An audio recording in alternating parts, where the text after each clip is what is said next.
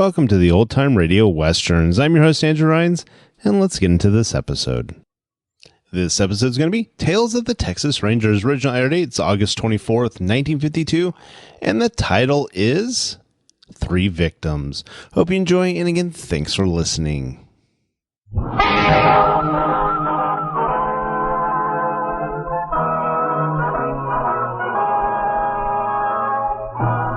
Tales of the Texas Rangers, starring Joel McCrea as Ranger Jayce Pearson. Another authentic reenactment of a case transcribed from the files of the Texas Rangers.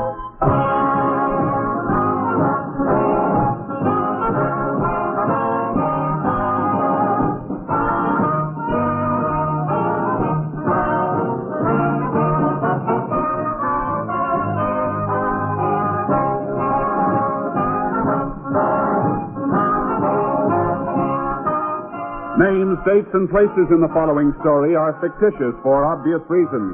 The events themselves are a matter of record. This week is filled with happy surprises for all radio listeners, for it marks the return to the air for the fall season of 5 of your favorite NBC radio programs. Tuesday evening, the Cavalcade of America will once again recreate the interesting stories from our nation's history. Stars of Hollywood and Broadway will portray historical roles each week on Cavalcade of America, and Tuesday's star will be lovely Joan Caulfield. Wednesday evening, the big story returns to bring you the adventure and thrilling experiences behind the headlines in America's newspapers. And Thursday marks the return of 2 fine programs. First, it's the Roy Rogers Show featuring new adventures in the wild and woolly West. Later Thursday, it's Father Knows Best, back on NBC with Robert Young in the title role. And Friday, your hit parade returns with the top music of the land as played and sung by Guy Lombardo and his orchestra. So for the finest in entertainment all week long, remember to hear these wonderful shows. Now, today's Tales of the Texas Rangers.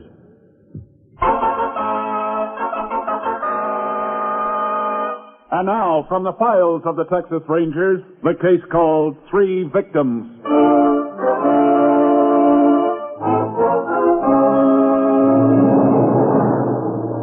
It is 5:30 on a Saturday afternoon in August 1935. 18 miles south of the town of Horton, in a hilly section of Texas, a young couple on horseback rides through the brush toward the crest of a long, sloping ridge. Let's pass up ahead, honey. Yeah, I didn't think we'd ever make it. Oh, not tired, are you? Well, maybe a little. How about one more race, huh? Stay down the road and across the field over the creek. Oh, I've had enough racing today, Tim. Besides, you cheated on the last one. Cheated? Oh, that's a fine thing to say. It's true. I'd have run easy if you hadn't cheated and gone through those cottonwoods. Oh, you know that shortcut just as well as I do. Well, I forgot about it, and it wasn't fair for you to remember. Let's stop a second, Tim. Such a pretty view from here. Okay, honey. Hold on. Oh, boy. Oh, this is the nicest time of day. Yeah? Sun makes those hills look just like a painting. Remember how we used to ride out here Saturday afternoons before we were married? Yeah. And I also remember when I had to work Saturdays, you'd ride out here with Ernie Johnson. Oh, you're not still jealous of Ernie, are you, Tim? Me? Of course not. Yes, you are. Tim? What? Fella running across that field down there. Huh? Where? Oh, yeah. Well, sure he's making tracks. Isn't that the colored fella who works for you every now and then? I believe it is. Ah, sure, that's Joe. Looks like he's running away from something. Don't see anybody out there. Maybe something's happened down on the road. We better go see. Come on, honey. No, not that way. We'll cut straight down this bank. It's quick. All right, easy. Come on, boy. Easy, boy. Come on. How you making it, honey? I'm just fine. Car parked on the side of the road down there. Yeah. Hey, those 2 people lying on the ground next to it looks like they're hurt. Come on. Get up there. Come on now. Come on. They're lying for steal, you think? I don't know. Hurry up. Jim. Wow. Fella coming down the bank toward the car. He's hurt, too. Well, he's weaving. I don't think he's going to make it. He's falling. Tim, look at all the blood on his sleeve. Yeah, whoa, boy. Oh, boy. Oh, he's just a kid. He can't be more than 19 or 20. He's still moving. Look at his eyes. I don't think he even sees us. All right, come on, fella. We got to get you to a doctor. No. Come on. Let me help you over the car. Come on. Now, give me a hand here. Easy. All right, you're going to be okay, fella. You're going to be okay. He shot him. You reckon it could have been Joe that did it? Maybe. I don't know. He sure churned up dust getting out of here. What happened, fella? He robbed? Yeah, he robbed us. He shot Mama and Papa. He shot me. I ran up the hill. All right. Now, don't you worry. We'll get you to turn right away. Sam, the man and woman over there, and all that blood, I can't go any closer. All right, honey. You stay here with him. We'll see if I can help you. Oh, Mama. Oh, don't. Oh, I wish there was something I could... I never did anything bad to anybody. Why did he have to shoot him off? Honey, you better ride over to the Thompson place quick as you can. Call the sheriff. I'll have to take this fellow to the hospital in his car. His mother and father, they hurt bad. They're dead. Jack.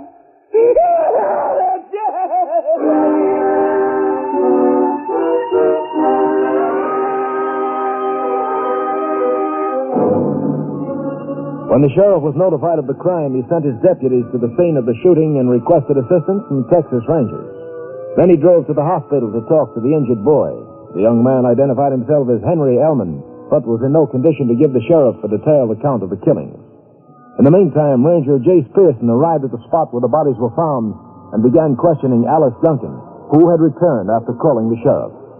Where was the boy when you first saw him, Mrs. Duncan? He was up this hill about halfway between here and the brush. But he was on his way back toward the road. That's right. Oh, it must have been awful for him. Seeing his folks get shot and having to run away to keep from being killed himself. Looks like he was shot at even after he ran away. How do you know that? When I was up there, I saw some bullet holes in the trees. You or your husband hear any shots before you got here? No. First we knew anything was wrong was when we saw the colored fellow running across the field. You're sure he was coming from this direction? Oh, yes. Right from where the car was. You know his name? His first name's Joe, but I don't know his last. I'm sure my husband does, though. Joe works for him sometimes. I think that'll be all for the time being, Miss Duncan. Thanks. If it's all right, Ranger, I reckon I'll wait for my husband and ride home with him. What's the matter, ma'am? Nothing. I feel kind of... You're a little pale. Better sit down over here on this rock. Oh, yes, I am feeling a little sick. All of a sudden, when I looked at those bodies again, I didn't feel this way till now. It's reaction. Sometimes it takes a while to hit you. I got some water in a canteen in my car. Would you like some? I'll be all right. Didn't go sick for a minute. But that poor boy, the way he looked when he found out his folks were dead, his eyes, that awful cry. You don't have to talk about it anymore now, ma'am. No. Sheriff's car's coming. Maybe he's got your husband with him. Excuse me a minute. I feel it shaking.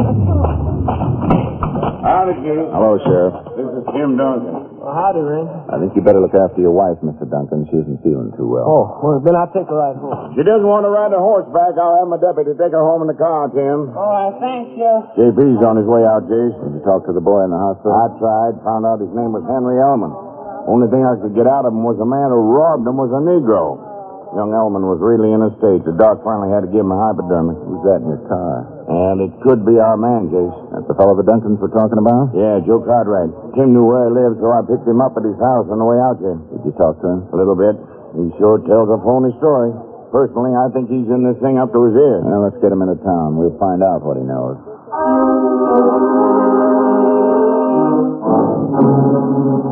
The sheriff took Joe Cartwright ahead in his car, and I followed. On the way into town, I radioed for a lab man to check over the scene of the shooting.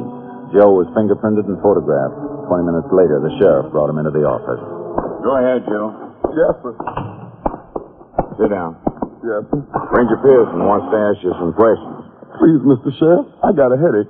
I got it real bad. Where were you between 5 and 6 this afternoon, Joe? I reckon I was home, sir. Now, wait a minute. You told me before you were at the car where the people were killed. Please, my headache. My back, too. I can't think. I'm so tired. Were you at the car, Joe? Yes, sir. Reckon I was. Did you kill Mr. and Mrs. Ellman? No, sir. I didn't kill nobody. How'd you happen to be at the car? Well, sir, I was walking along this road, and I hear shooting. I run to see what it was, and when I got to the car, I seen 2 people laying on the ground. Looked like they're dead. Tell the ranger what you did then. Well, I wanted to call the police, so I run across the field to Mr. Smith's house. That's about 3 miles from the car. I know Mr. Smith, he got a phone. Or did you call? No, sir, Mr. Smith, he went home. What'd you do then? I started running some more, down toward the store near where my house is. I know that is the next phone. But you never did phone, did you, Joe? No, sir. Why not? Well, I was cutting across the field, and when I got almost down to the road, I hear sirens making a big noise and a couple of cars coming along fast. So I know somebody done already called the police. Then you went back to your house and didn't bother any more about it. That right, Joe? Yes, sir. I had to feed my hog. I don't think you're telling us the truth. I am telling the truth, Mr. Sheriff. I didn't kill nobody. See your sleeve a second, Joe. My sleeve? Uh-huh. You know what this spot is on the corner of your cuff? No, sir. It's dried blood. How did it get there? I don't know, sir. Maybe when I bent over them people to see if they was dead, I might have touched some of the blood. And you might have got it on you when you killed them. I didn't kill them, I tell you. Ain't nobody can say I did. Could be you change your story when their boy gets a look at you. Their boy? Yeah. He wasn't killed. And he'll be able to identify the man who shot his parents. Mr. Ranger, please. I don't know what this is all about, and my head's hurting bad. Let me get some sleep, please. Sheriff, can you arrange a special lineup for tomorrow morning? I reckon so. Henry Elman should be able to come over by then. Joe, you anything else to tell us? No, sir. Think it over. We'll talk to you again in the morning.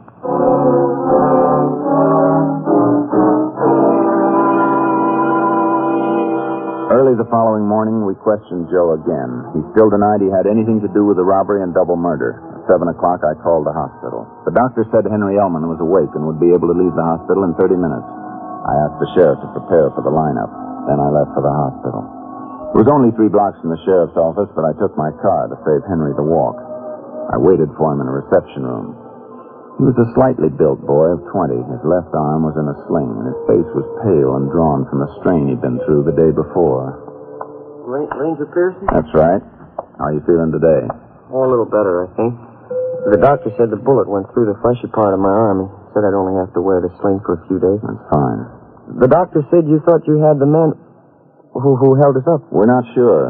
We'd like you to make an identification. Well, I'm not real certain I can identify him. You must have gotten a pretty good look at him. Well, yes, I did, but everything happened so fast, I'm not sure I'd know him. I'll just do the best you can. Well, we better get going. Will there be a lot of men to pick from? 6 or 7. We always like to have at least that many when we use the lineup for identification. Oh. Go ahead. Thanks. I'm not sure I can walk all the way over to the jail. My car's right out here. Oh, thanks, Ranger. That's nice of you. Henry, I hate to bother you with a lot of questions, but it's important that we know exactly what happened yesterday. You're the only one who can tell us. I've tried not to think about it. When I think about it, I get an awful feeling inside. Well, we can wait a little while before we ask you anything. The lineup will be enough for one morning. No. Maybe it'd be better if I talk about it. I gotta talk about it sometime. Here's the car. You get in first, Ranger. All right. You make it all right? Yeah. I can make it. I've never been in a police car before. It's interesting. What was it you wanted to know? Anything you can remember about yesterday. Well, I came home yesterday from my job in the oil fields. I work in a place about 50 miles from here. Uh-huh. I thought Papa and Mama looked tired, so I suggested we take a ride out in the country. We had a fine time. Papa and Mama were laughing. We can talk about it later if you want. Yeah. I wanted to show Papa and Mama an old Indian grindstone, so we stopped. We walked up the hill a little way, but it wasn't there. I know the one you mean. It's about a mile from the place where your car was. Kind of tough to find if you don't know exactly where it is. Well, I hadn't been out there in 3 or 4 years. When did you and your parents first see the man? When you came back to the car? Well, yes, he must have been hiding behind it. He jumped out, waved a gun at us. Do you have any idea what kind of a gun it was, Henry? No. Is that important? Yeah, but don't worry about it. Our lab man will be able to tell as soon as he digs some of those slugs out of the trees. Oh. Well, the man took all our money. And then Papa. He always had a bad temper. Papa started a fight with him. Is that when he started shooting? Yeah, he shot Papa first, and then Mama. I tried to stop him, and he shot me in the arm. I got scared and ran. Oh, maybe I should have stayed and fought with him. You did the sensible thing. Here we are. Oh, I'm sorry you had to go to all the trouble of using your car just for a few blocks. It wasn't any trouble. Did this man shoot at you all the time you ran? Yeah, some of the bullets came real close. I ran up to the brush and hid. How far into the brush did you go? Oh, just into the edge of it. He had to come after me. I would have run further. But he just shot up the hill at me. Then I saw him run away. Uh-huh. I sure hope you've got the man, Ranger. It can't bring Papa and Mama back. But I think the man who did it should be punished. He will be. Go on in, Henry. There's nobody in here. This is just the room where you wait. I'm in the line up in front of the holdover cell. Make yourself comfortable. I'll be back in a minute. All right. All set for the lineup, Sheriff? All ready, Jayce. All right, you fellas. Come on out. I'll get Henry. Hurry up, you fellas. Form a straight line. That's it. All right, Henry. I'm feeling a little nervous. You'll be okay. Now, hands at your sides, no talking. Look straight ahead. This is far enough, Henry. Now take a good look at these men. Any of them the man who robbed you? That big man, the second from me, and could I hear him talk? Step out, Joe. What's your full name? Joe Cartwright, sir. Where do you live, Joe? Farm on 102. Ranger, he's the one.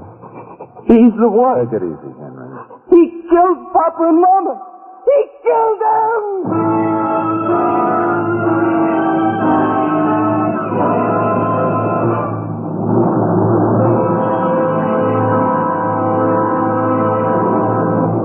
In just a moment, we will continue with Tales of the Texas Rangers, starring Joel McCrea as Ranger Jayce Pearson.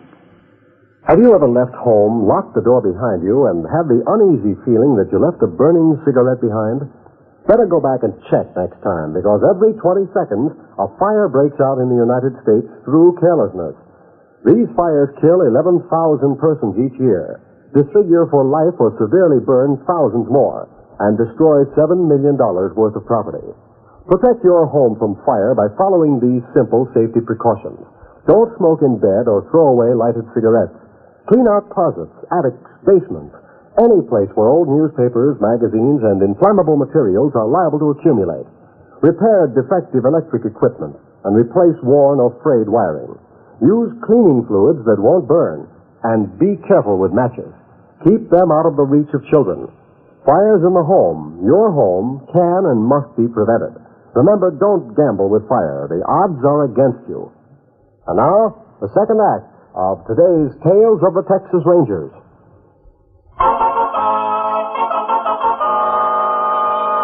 We continue now with Tales of the Texas Rangers and our authentic story, Three Victims.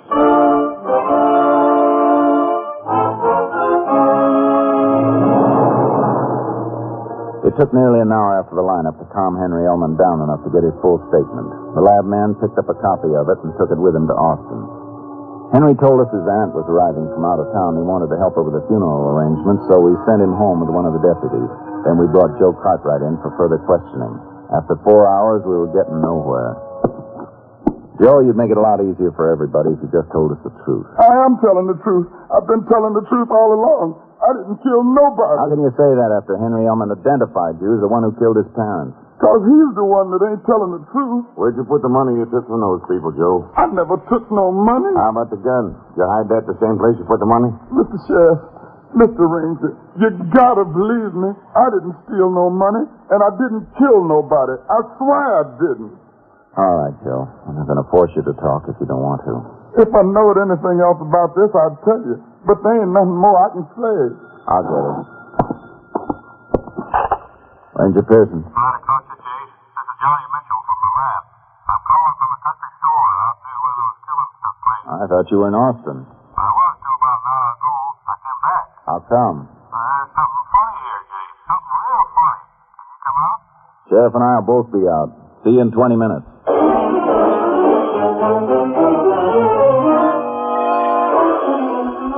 When we reached the place where the Ellmans had been killed, we spotted Mitch halfway up the hill. We climbed the path. Mitch stood at the edge of the clearing looking into the brush. He turned around as we approached him. Jayce, this thing beats me. I can't figure it out. What's on your mind, Mitch? Well, according to Henry Ellman's statement, he came up this hill and hid in the brush. Must have been just about where we were standing. That's right. He also said the killer was shooting up the hill at him. Reckon he was. There are bullet holes in the trees all the way up the hill. 6 of them. 5 on the way up and 1 in that tree further up behind this brush. Bullets all came from a Smith & Wesson 38. What are you getting at? Well, take a look down at the road. How far would you say it was from there to this brush up here? Maybe 60 feet. 63 to be exact. I measured it. Now turn around and look up the hill. See that tree behind the brush? Uh-huh. It's 20 feet further up the hill from where we're standing. Now, one of the bullets hit it. I measured the distance the bullet went into the tree, 2.5 inches. I'm sorry, Mitch, but this don't make much sense to me. Maybe it will in a minute. Jayce, here's a Smith & Wesson 38. Brought it back from Austin. Mind shooting a slug into that tree? Any special place you want me to stand? Right here at the edge of the brush. What now? You and the sheriff come with me. I want to show you something. I wish I knew what you were getting at. Henry Ellman said the killer fired at him from the road. Like I told you, the bullet I found in the tree went in 2.5 inches. Here's the hole made by your bullet, Jayce. Measure how far it went into the tree, will you? Here's this. 2.5 inches. See what I mean? This sure puts a different light on things. Oh, gee. It means that the bullet Mitch first found in this tree had to be fired from the same place as I just fired. But that would have been right at the place where Henry said he was hiding. Yeah, and if the killer was that close to Henry, he wouldn't have left him alive. You mean Henry's been lying? Beginning to look that way. But why? Something we'll have to find out from Henry himself.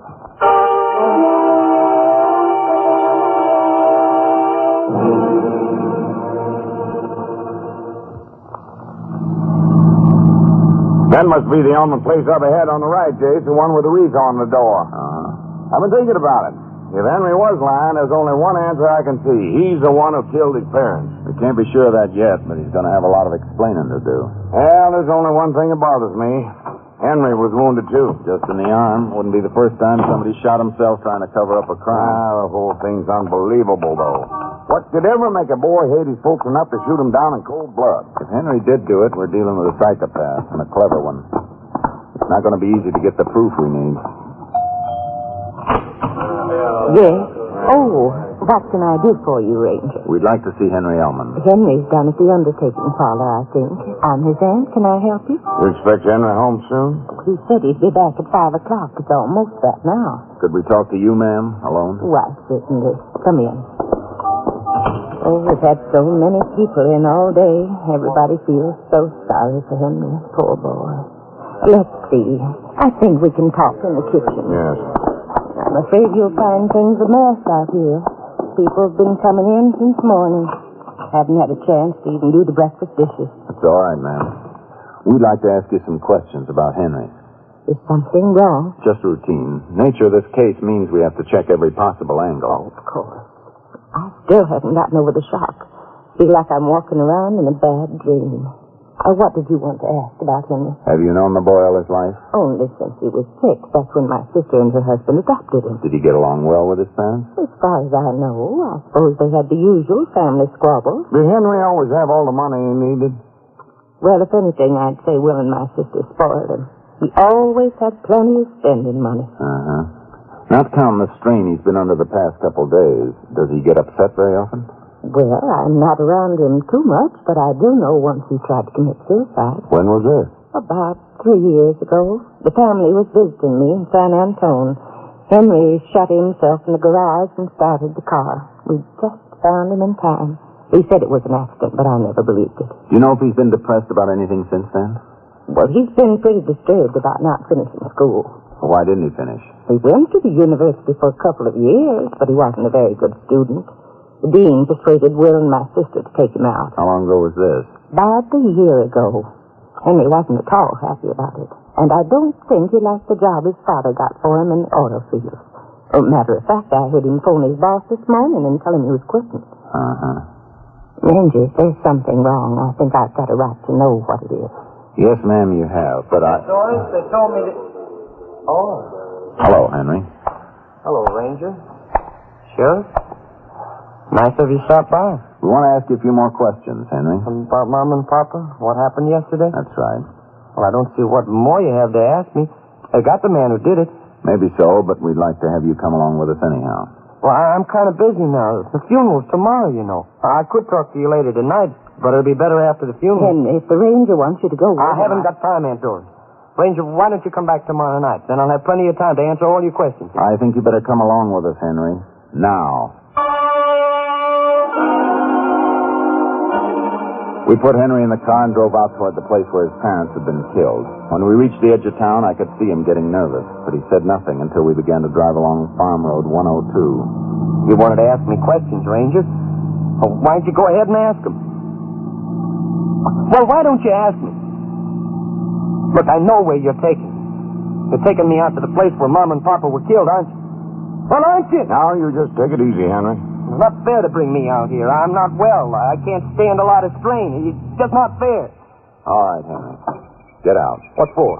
We want you to show us something. What? Get out of the car, Henry. Well, you've got no right to bring me out here, Ranger. It's the spot where your car was parked yesterday, isn't it? I've told you all I know. You've got the murderer. Why do you keep asking me questions? Why'd you run when the man chased you? Why do you call him the man? You know his name. It's that Joe fella. I pointed him out to you. And those other people saw him, too. The ranger asked you a question, Henry. Where'd you run? I told you that. Up this hill. Show us just where you ran. I don't know why I have to do this. Come on, show us, Henry. All right. It was this way. Over here, toward this path. Was he shooting at you all the time? I told you he wasn't.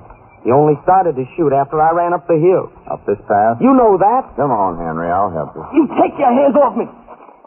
That's my sore arm. I was shot there. The man who killed Mom and Papa shot me, too. I believe you're right about that. Well, of course I'm right. Come on. You're sure he didn't come up the hill after you? Why do you ask that? Just answer the question. I've already told you. He stayed down on the road and shot at me up the hill.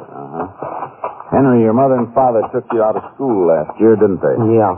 My father wanted me to work. I shouldn't have left school. I owe it to the world to finish my education. What were you studying? Physics.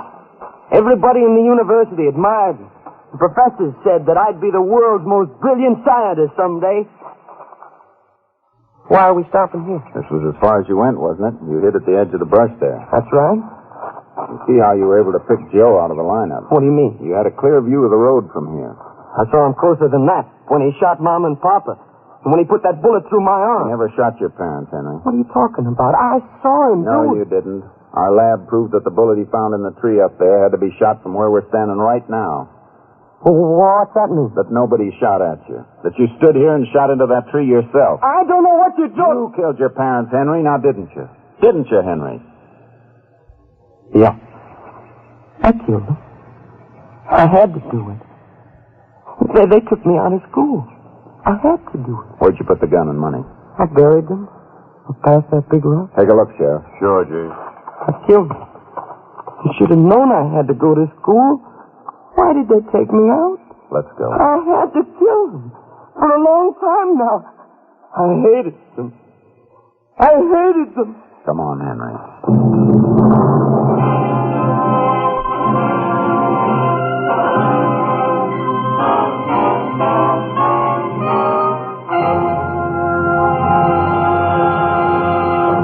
In just a moment, we will tell you the results of the case you have just heard.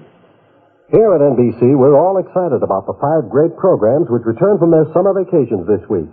And we know that all radio listeners will be happy that many of their favorite shows will once again be a regular part of our program lineup.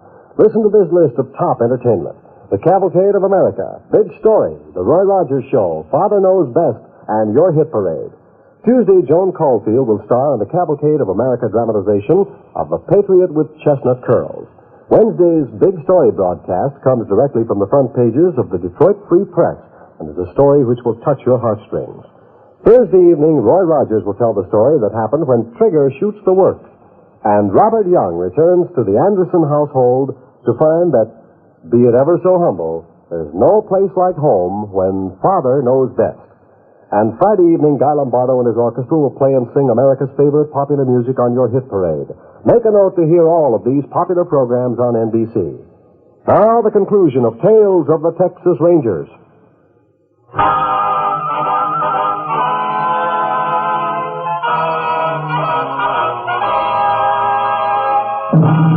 And now, here are the results of the case you have just heard.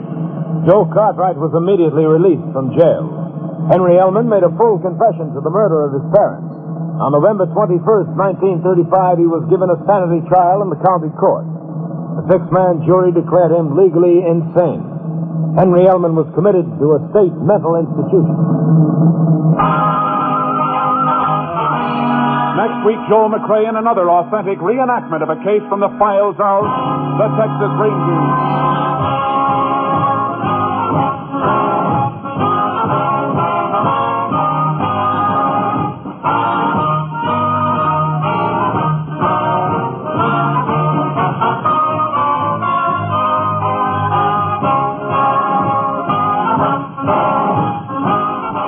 Joel McCrea is currently seen in San Francisco Story, a Warner Brothers release. The cast included Tony Barrett, Virginia Gregg, Bert Holland, Ken Christy, Ernest Newton, and Roy Glenn. Technical advisor was Captain M.T. Lone Wolf Gonzalez of the Texas Rangers. This story was transcribed and adapted by Charles E. Israel, and the program was produced and directed by Stacy Keach. Tales of the Texas Rangers is heard overseas through the worldwide facilities of the Armed Forces Radio Service. Hal Gibney speaking.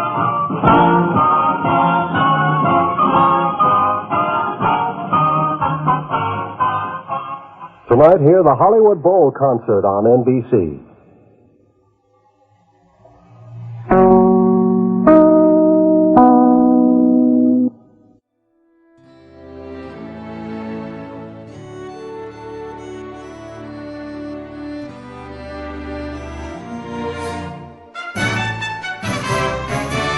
This has been a presentation of OTRWesterns.com, and we hope you enjoyed. Please take some time to like and rate our shows in your favorite podcast application. Follow us on Facebook by going to OTRWesterns.com/Facebook. Join in the conversation by going to OTRWesterns.com/Discord. And don't forget to send us an email, podcast@OTRWesterns.com. This episode is copyright under the attribution, non-commercial, share alike copyright. For more information, go to OTRWesterns.com/copyright. Have a great day, and again, thanks for listening.